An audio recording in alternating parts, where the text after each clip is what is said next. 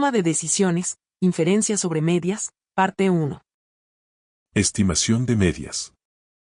De acuerdo con LibreText, al momento de realizar estimaciones que involucren la comparación de dos medias poblacionales cuantitativas, se presentan algunas situaciones donde se recomienda obtener información sobre las diferencias entre dos grupos o poblaciones.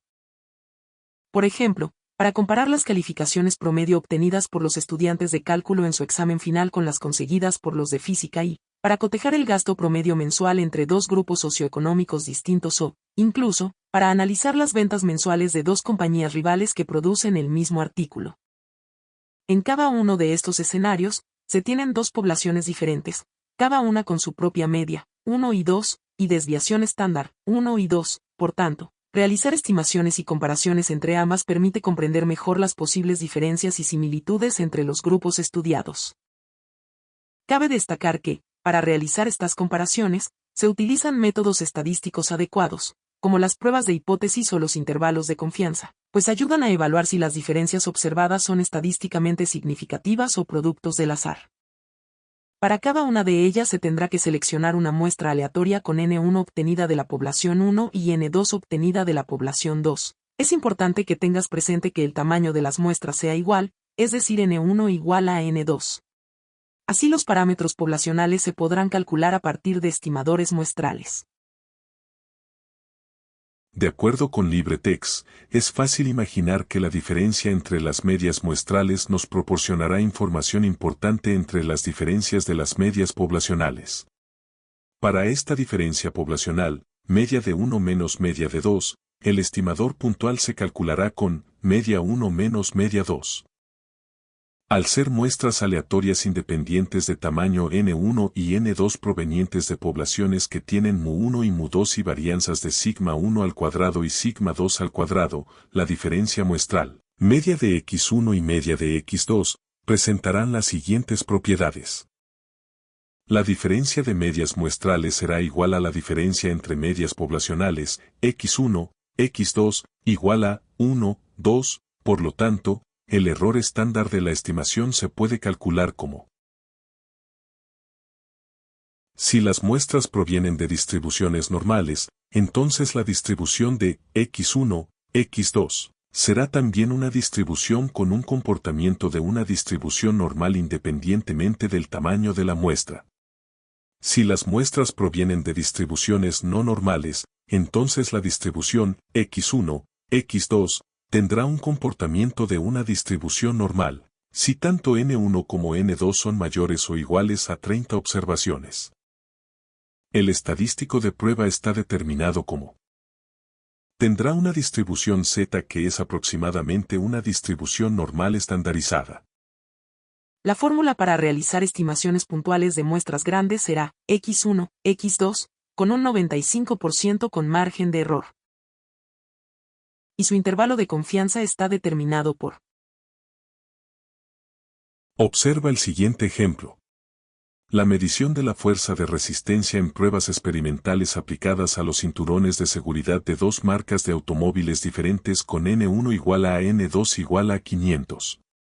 Un cinturón de seguridad por requerimientos de calidad debe soportar como límite 11.500 newtons de fuerza. Los resultados que se obtuvieron para cada número de parte de los cinturones fueron los siguientes. Los cinturones con número de parte PKTQ101. Media de X1 igual a 13.500 newtons de fuerza. Sigma de 1 al cuadrado igual a 15.376 newtons de fuerza. Los cinturones con número de parte PKTR602.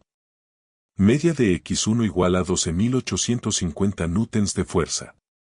Sigma de 1 al cuadrado igual a 17.161 newtons de fuerza. Solución. La estimación puntual será el resultado obtenido de la diferencia entre las medias muestrales.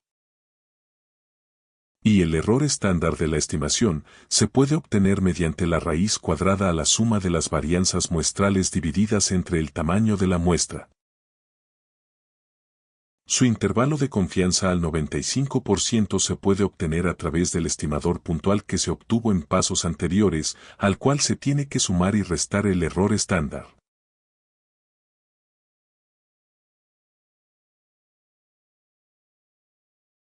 Prueba de hipótesis, dos tipos de errores.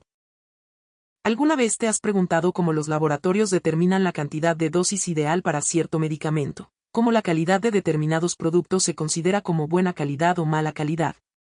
El tiempo de vida que tiene cierta marca de acumulador es el ideal. En estos casos y en numerosos casos más lo ideal es realizar pruebas estadísticas de hipótesis. Es importante comprender el concepto prueba estadística de hipótesis de una manera formal. En toda investigación científica se debe tener establecida una hipótesis, es decir, tener una afirmación de la cual se desea comprobar como verdadera o como falsa. Para comprenderlo de mejor manera, imagina que estás presenciando un juicio penal donde al acusado presentan cargos de delitos contra propiedad intelectual. Si en el proceso se presentan evidencias suficientes en contra del acusado, esto implica que será declarado culpable. Sin embargo, si en el proceso las evidencias no son suficientes en contra del acusado, implica que lo declararán inocente. De acuerdo con Imbattiya Faceri, para que la hipótesis se declare como verdadera o falsa, se debe seguir un procedimiento para reunir las evidencias suficientes que permitan aceptarla o rechazarla. Los pasos para llevar a cabo una prueba de hipótesis son los siguientes. Establecer la hipótesis nula y la hipótesis alternativa. Calcular el estadístico de prueba. Establecer el nivel de aceptación o zona de rechazo. Establecer la región de rechazo. Determinar si se acepta o se rechaza la hipótesis nula. ¿Qué situaciones llevan a aceptar o rechazar una hipótesis nula H0? Todo estadístico de prueba siempre se divide en dos regiones o zonas. Cuando un conjunto de valores apoya más a la hipótesis alternativa H1, implica que refuta a la opción H0 y, por tanto, se le llama zona de rechazo. Mientras tanto, el cúmulo de valores que sostiene a la hipótesis nula H0 se denomina región de aceptación. En las pruebas de hipótesis para probar un parámetro poblacional, se deben de plantear la hipótesis nula H0 y la hipótesis alternativa H1. La manera de hacerlo es como se muestra en cualquiera de los siguientes casos. Como puedes ver, en dos de ellas se emplean desigualdades en la hipótesis nula. A estas se les llama pruebas de una cola, mientras que en la prueba donde el signo de igualdad es empleado en la hipótesis nula se le llama prueba de dos colas. A menudo no se tiene muy claro cuál de los casos a elegir. Lo que debes tomar en cuenta es que la hipótesis alternativa H1 es lo que tratas de demostrar. Por lo tanto, es importante determinar bien lo que se busca probar, es decir, determinar H1 como. Si el estadístico seleccionado cae dentro de la zona de rechazo, implica que tendrás que rechazar la hipótesis nula H0, pero si el estadístico de prueba cae en la región de aceptación, aceptarás la hipótesis nula H0. Por último, el valor crítico que define los límites de la o las zonas de aceptación y de rechazo, depende del nivel de confiabilidad con el que se decide trabajar, es decir, el riesgo que se está dispuesto a tomar en caso de una decisión errónea. Es importante aclarar los tipos de errores que se pueden presentar en las pruebas de hipótesis. Una de las dos hipótesis se debe tomar como verdadera, puede ser la hipótesis nula o la hipótesis alternativa, pero nunca ambas. El caso ideal es que rechaces H0, cuando H1 es verdadera. La prueba de hipótesis se apoya de la información recolectada de una muestra. Es importante tomar en cuenta que pueden presentarse errores. De acuerdo con Anderson, Sweeney y Williams, mencionan en la imagen los tipos de errores que se suelen presentarse en la hipótesis. Error tipo 1. De acuerdo con Imbattiya Faceri, el error tipo 1 en prueba de hipótesis se comete al rechazar la opción nula o afirmar que es falsa cuando, de hecho, debió aceptarse, es decir, confirmarse que es verdadera.